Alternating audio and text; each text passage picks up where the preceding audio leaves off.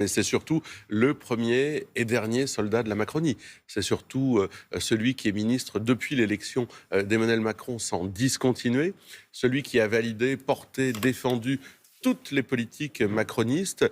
Et en cela, il est le dernier avatar du macronisme. Il est la dernière cartouche que tire Emmanuel Macron, avec un côté un peu narcissique concernant Emmanuel Macron, dont on dit qu'il nomme son fils spirituel en politique, ce qui évidemment ne nous place pas dans de bonnes Mais conditions j'entends, pour vous, en fait, l'accueillir. vous critiquez à travers lui, vous critiquez Emmanuel Macron, mais vous avez du mal à le critiquer lui-même, Sébastien Lecornu, à ce stade.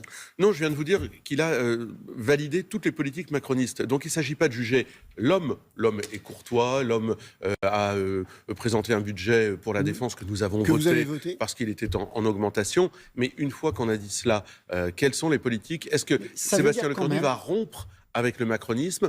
Ce serait assez surprenant. Ou est-ce qu'il va continuer à défendre la politique, la Vous, philosophie et l'héritage d'Emmanuel Macron? vous l'avez dit vous-même, vous avez voté la loi de programmation militaire. Ça veut dire qu'il est capable de trouver des voies de passage, des voies de négo pour aboutir à un certain consensus.